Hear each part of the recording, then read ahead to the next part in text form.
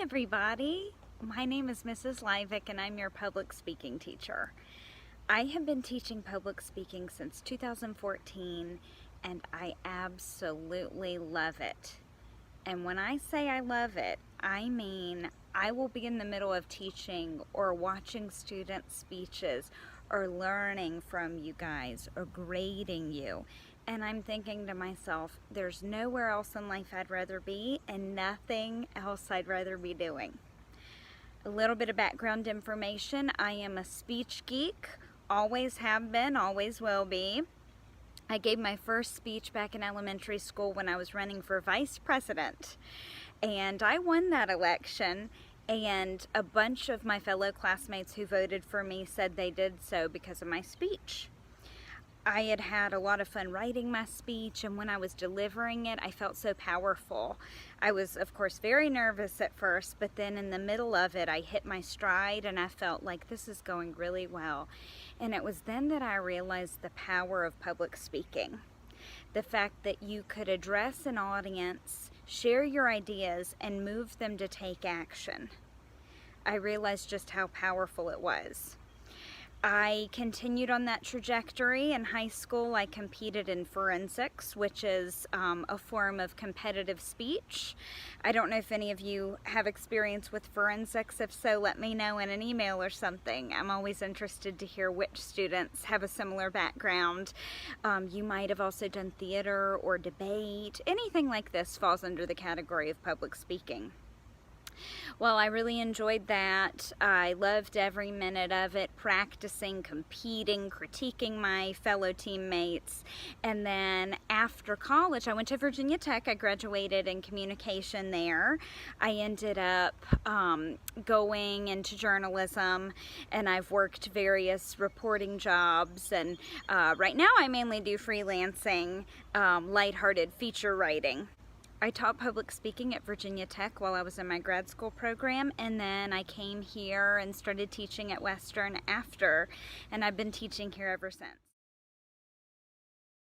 Okay guys, so we're going to get into the syllabus here, and I'm going to go through these next few parts pretty quickly. So you'll be able to find the syllabus on Canvas along with the class schedule, and you can look back at that and feel free to email me if you have any questions.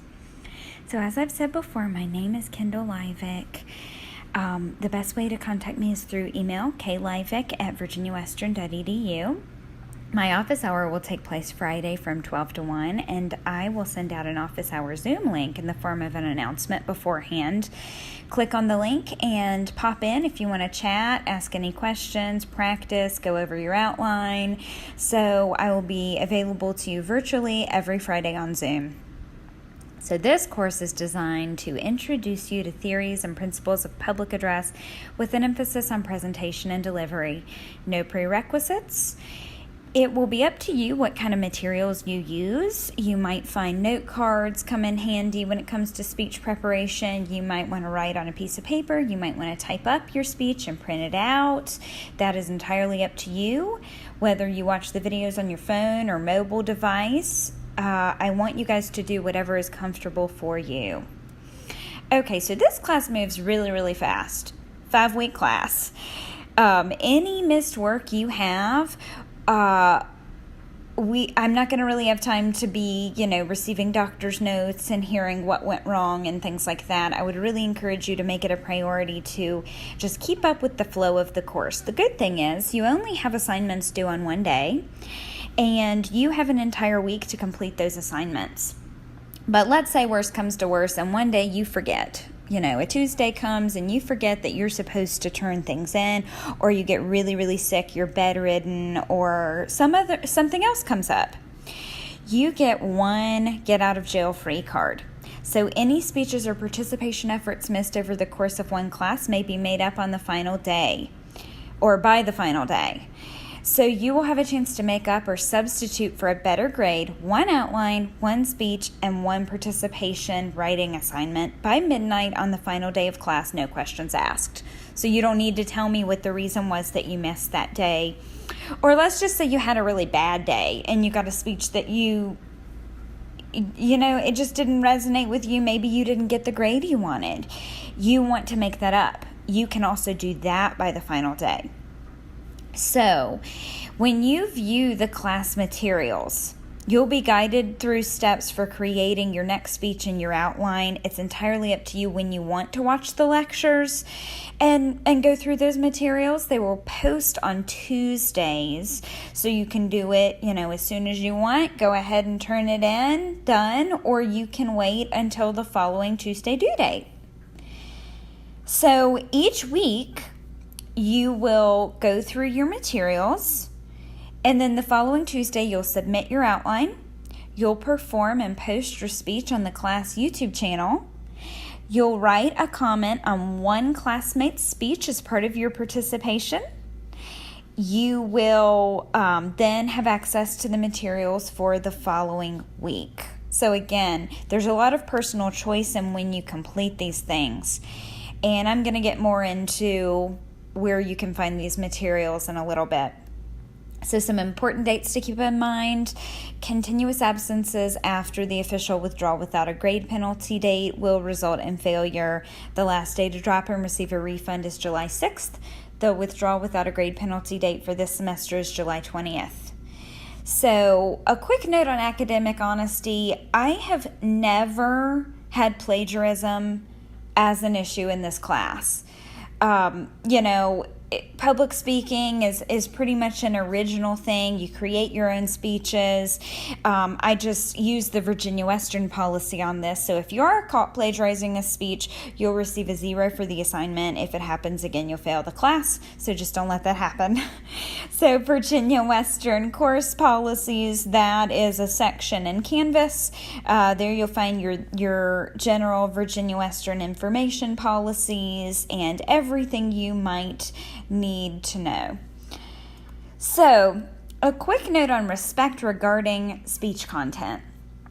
So, this wasn't an issue for the first few years of teaching, believe it or not. I had students that had pretty clean content, and then one semester in one class, the impromptu speeches and the speeches themselves kind of started to push the limits, and I noticed that some other students seemed to feel uncomfortable with that. So I had to add this section to my syllabus. So you may not use overt profanity or cuss words in speeches. So, you want to keep it clean. So you want to avoid sexual content, offensive material, and cussing. And this is not to restrict your freedom. I'm a big freedom of speech person. The point of this is to uphold a respectful standard in terms of what your audience can expect from you. We don't want to make people in the audience or watching on YouTube feel uncomfortable. And I'll say really quickly that our YouTube channel is going to be private. Only people in our class will have access to the speeches on here. So it's not like anyone on YouTube can search for this and find you. Inappropriate speech content will result in the loss of a letter grade for a speech and decrease in half the total point value for a participation assignment. So keep that in mind. You don't want to lose points on your grades. So just keep it clean, guys. If you have a topic that you're not really sure about and you want to shoot me an email and ask me if it's appropriate, I will be glad to get back to you and let you know. So thank you in advance. By and large, this has not been an issue, and most students in this class are very, very respectful, so I'm just going to thank you in advance for maintaining integrity within your speech content. We have our grading scale. A is 90 to 100, B is 80 to 89, C would be 70 to 79, D 60 to 69, F is 60 and below. And I will tell you guys, if you put in the time and effort to do this work, you're going to make an A in this class. I intentionally make this class very doable. It's not about talent, it's more about effort. That being said, the talent level does tend to increase as students go throughout the semester. So course goals. You will be participating in activities, exercises, lectures, and speeches designed to accomplish the following goals: enhance your comprehension of the communication process, enhance your ability to deliver a structured message in a public setting, improve your propensity for listening to the messages of others, improve your organizational and outlining strategies, and reduce feelings and behaviors associated with communication apprehension. So I tell students in this class, if you are the slightest bit nervous about public speaking, those nerves can be converted into adrenaline and excitement. I've had students come up to me at the end of the course and say, you know what, this is a class that I put off my entire academic career, and now I have no idea why I did that, because this ended up being one of my favorite class.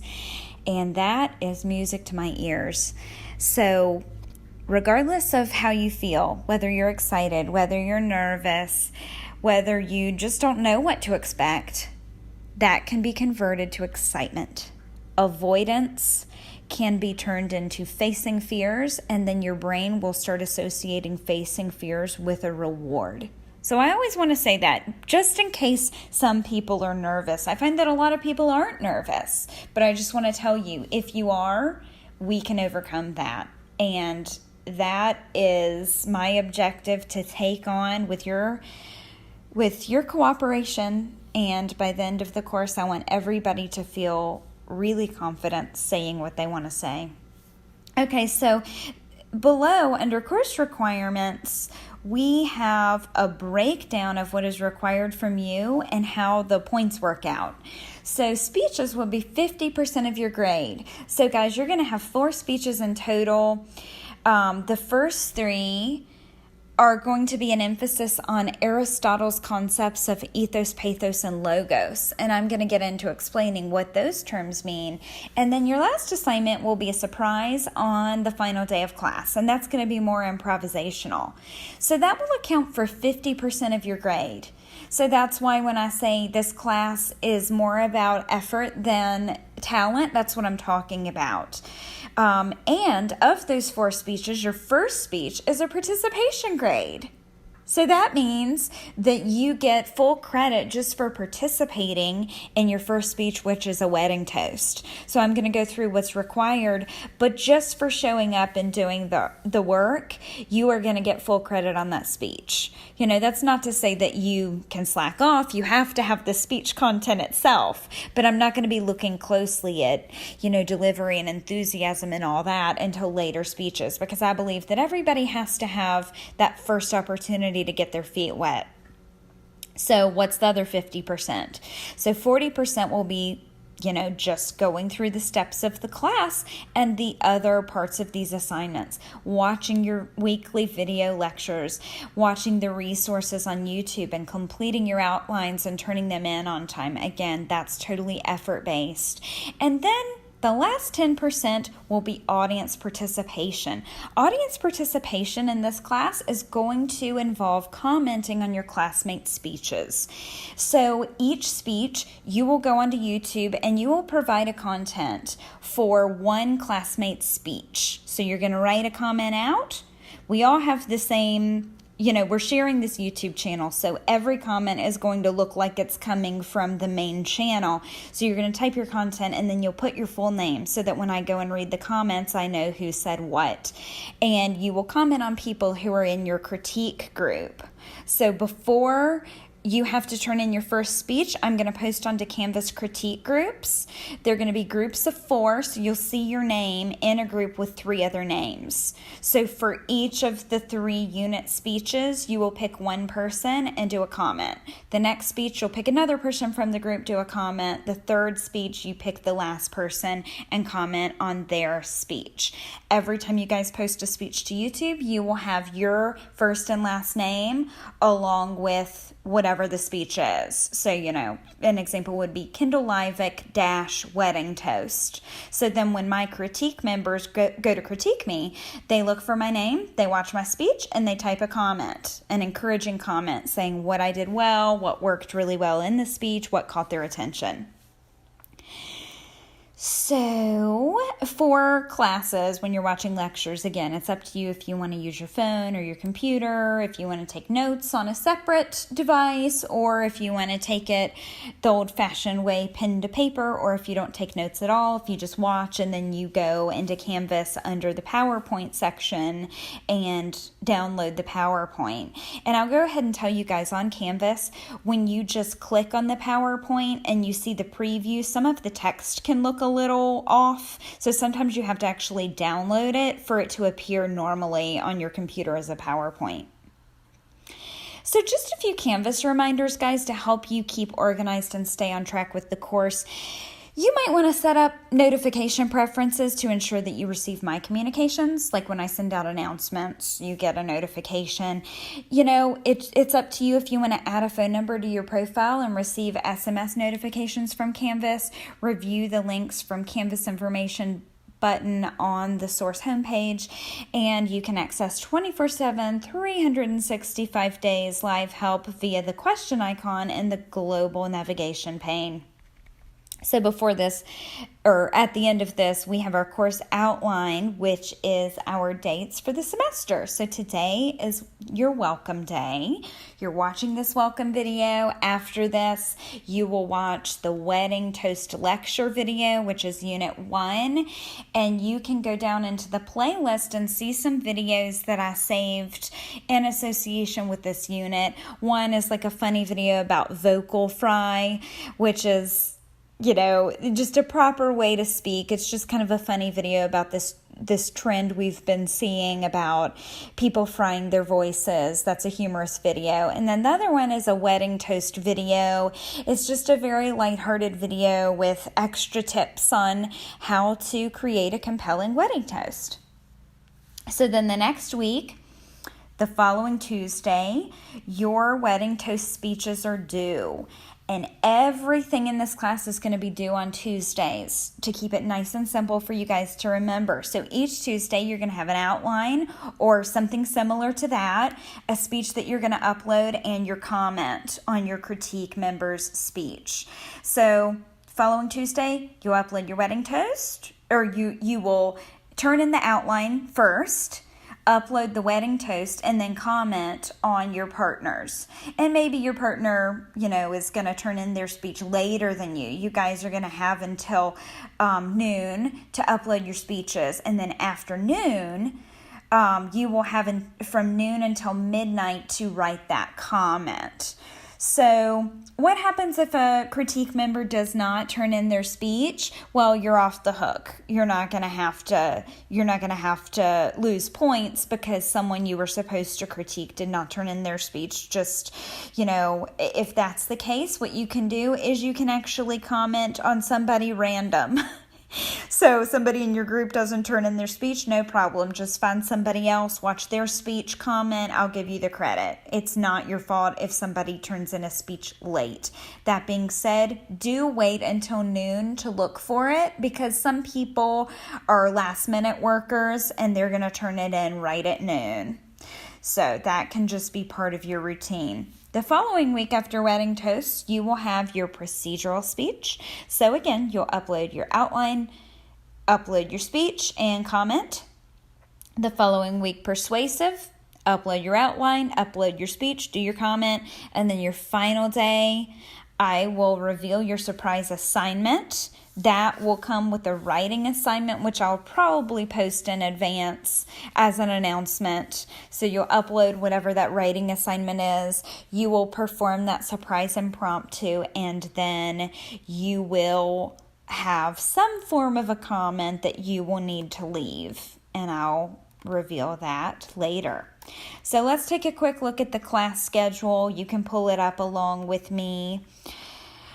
This just breaks down week to week. So I kind of already just said that with the syllabus, but this breaks down. If you ever lose track of where we are in the semester and you're like, I just uploaded one speech, what am I supposed to do now?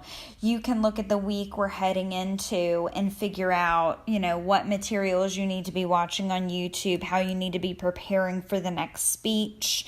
Each week goes into detail about what you can expect for that week. So now I'd like to reveal some public speaking tips for you guys.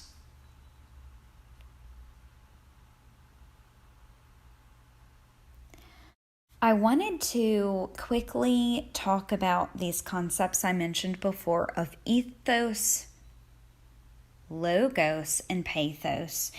These are principles of public speaking that Aristotle came up with. You've probably heard of Aristotle. He was considered a great thinker. He's one of those people that are quoted over and over and over again as a great philosopher who knew a lot about life.